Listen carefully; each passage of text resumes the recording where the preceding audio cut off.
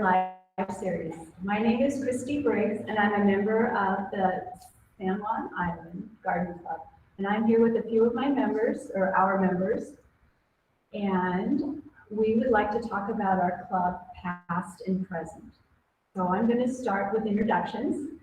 And the first person I'd like to introduce is Karol. She's our president. And the next person is Dot and here. And Dot is our vice president, and she's been a president in the past, and she was also a secretary. Next would be Vonnie, Karol, and Vonnie is our treasurer. And the next person would be Sandra Breen, and Sandra is one of our fair superintendents and a longtime member. And not to be last, but Janet Dan, and Janet is a member, and her mom was also a member. So thank you all for being here and sharing a little bit about our club today. So I'm going to start with Karol. Karol, how did you keep this club together during the challenges of the last year?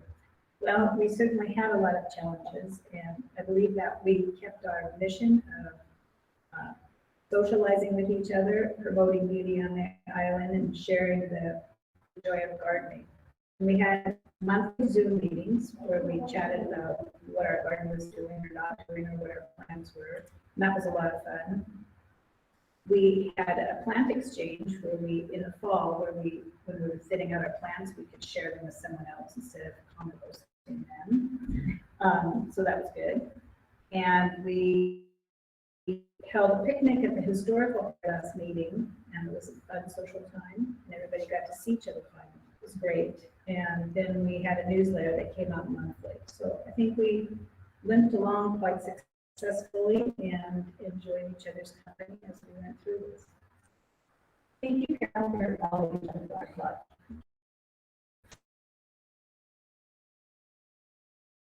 Been in tours and community involvement, and I wanted you to tell everyone about, first off, about the hanging baskets that we see hanging on streets and Friday Park. They're so beautiful. Our clubs and all.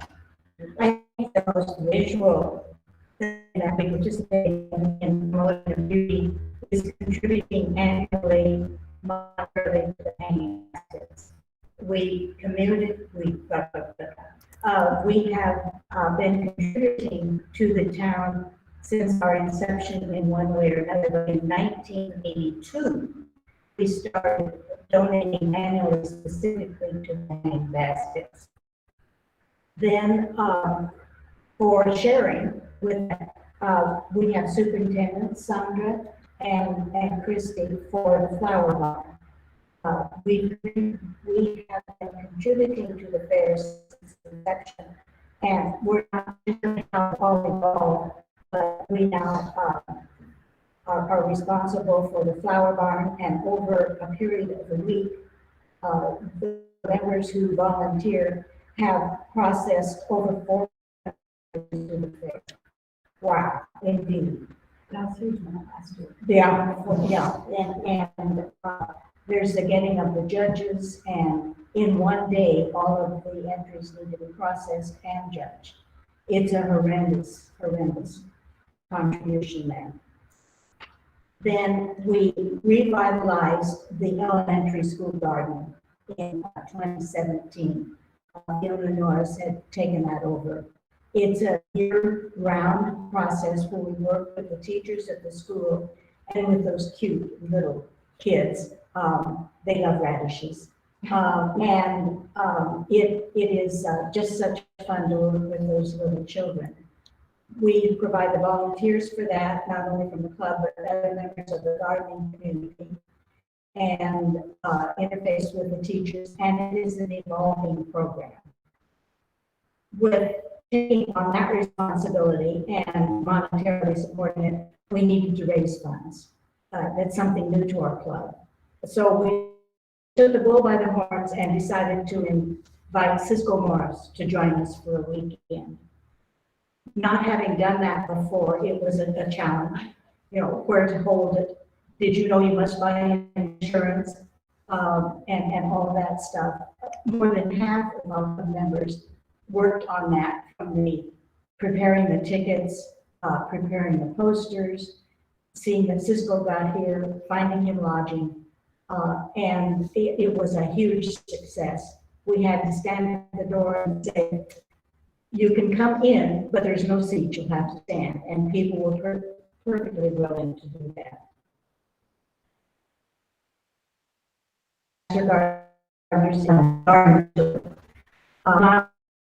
This past year, Tuesday annual event, and people come from often to participate in that. Some gardens is sometimes quite a bit of a challenge. Then providing notices at the gardens, documenting what is at the gardens, the selling of the tickets by members of the business community. And that is a good fundraiser for us. Then when the mood strikes us and we'll have a class, we've held classes in hanging baskets, the layered bulbs, which was great fun. And then the excursions. We call them excursions. Actually, they're just an excuse for a person to go off island for a whole day with the only responsibility of showing around. We prepare documents where we'll have lunch, if that's part of it. We've been places down at the Washington Arboretum. We visited that. They were having a sale. And then we paid to have a guided tour. It was such fun listening to those who speak Latin in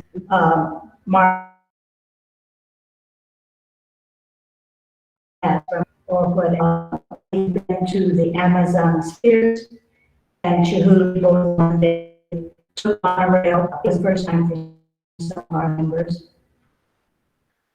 The security at Amazon's, at the spheres, was something those of us from this small island were not used to. You lost track of your guide, you got sent back to reception. I only did that once. Chihuly was beautiful. We had spent 2 nights at North Cascades, having a tour of a long walk there, touring the boat trip if you chose. It was just a wonderful, relaxing time. We had lodging right there, organic meals, and that was huge fun. We went to a Dahlia show. These aren't planned as fundraisers. We occasionally make a little money. I think the most recent one, we made 83 cents and considered that just a huge accomplishment. They're really fun though. Don and I first met Kristy at Heronswood, near Kingston, for the very first time. She had not yet moved full-time to the island. And that was very fun.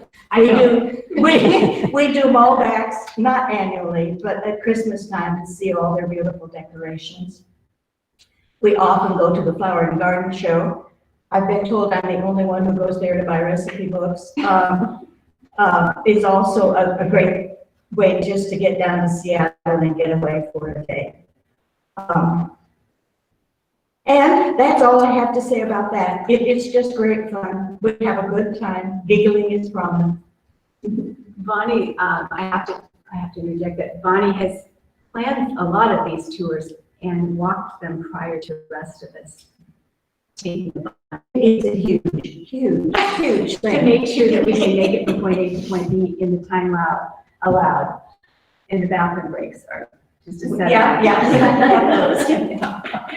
So thanks, Vonnie. You're welcome. Okay, so Dot, you have recently been given the historical records for our club.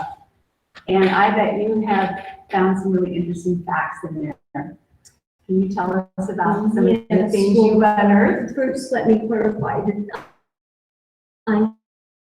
they are on loan to me. Okay. And eventually, we hope that that the minutes will be scanned and available to the public, okay, in some form through the Historical Society, we're hoping. And during that process, we will be loaning them to Karol, the president, so she can become more well-versed in the history of the club too. But yes, I have come up with some facts. The club was started in 1947, and there were 12 charter members. And in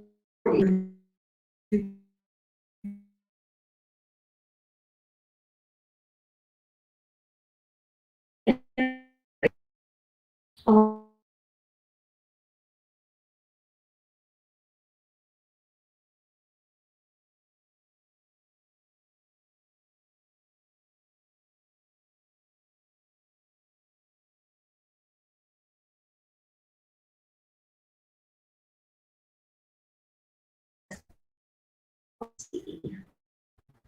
yes, in 1985, the club was celebrating its 28th anniversary, and the president at that time was Lois Gervon, and she read a pledge which I think was so timely and is still timely today.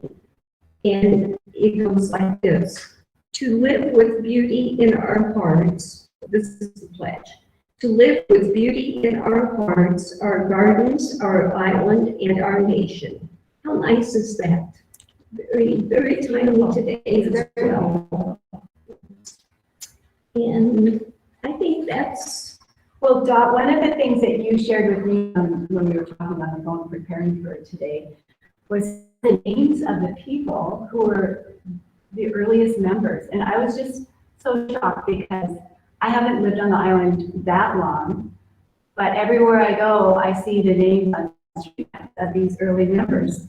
And so there was Tart, there was Guard, King, Madden, Lawson, Carter, Doherty, Rouleau, and Sanders. Those are the names that I see and hear about in the community to this day. To think we were part of that is pretty amazing.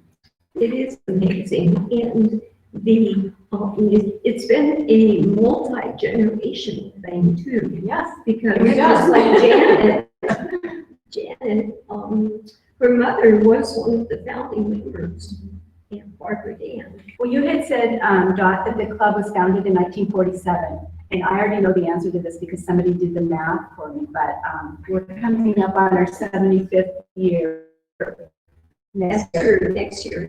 So we're going to be celebrating 75 years as a club. It's great. Need to throw a party. We will, I'm I'm sure. sure. We'll put it on the agenda. And So one of the things that I hear about a lot from when I'm at a club meeting are memories and traditions that have been carried forward from the beginning clubs. And I'd like anybody to speak up with a favorite memory or a tradition that we've carried forward. I like the fact that when we moved from the private homes where the groups had met for years, to the Mullis Center, that we continued with our tablecloths, our lovely bouquets in the middle of the table, and our china cups and saucers. That was just a continuation of what we had done. To me, that's tradition. Mm-hmm. And Janet, you told me about your mom. You'd call her on the phone and she'd be saying, what? I'm cleaning, we're having garden club. That was always a thing that had to happen, very intense pain. Then you bring out all your bone china, which is no longer used. I've got 2 sets. So I really appreciate coming to the meeting, and there's a beautiful table set with a tablecloth, bouquet, soup to the nuts, bone china, silverware, everything's done so properly and it's so nice, and you just don't get that anywhere anymore. And then you get a speaker and you're sitting with your friends, and so they're just. And we have great desserts.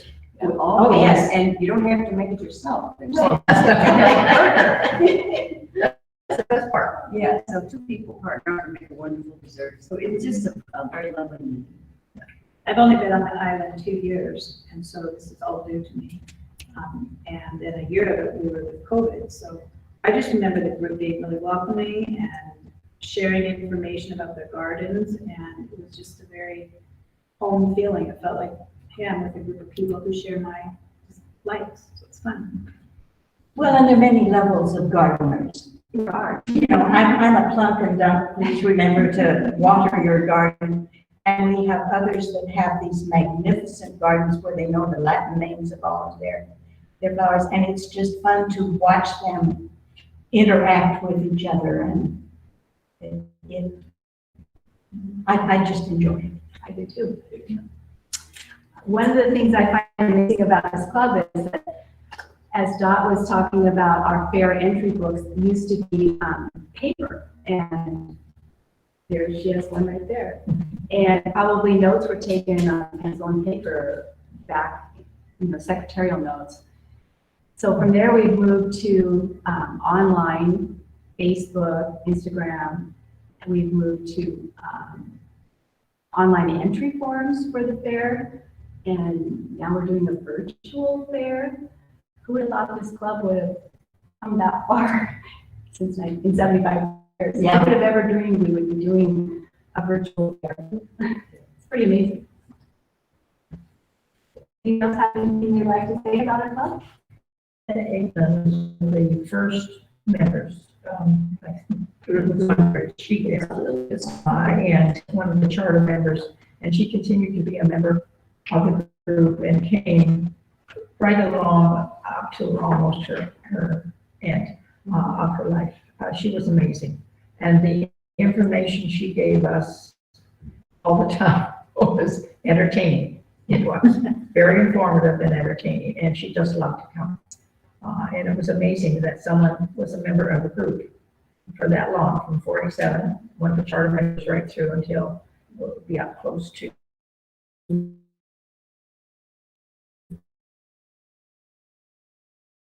That's the way it was.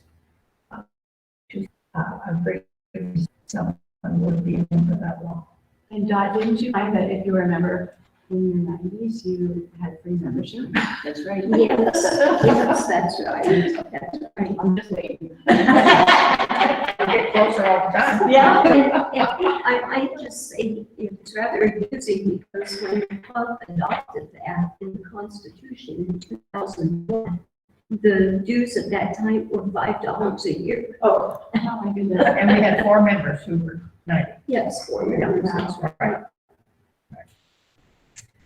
Well, you just had someone say it looks like a great group of women to continue on a great tradition.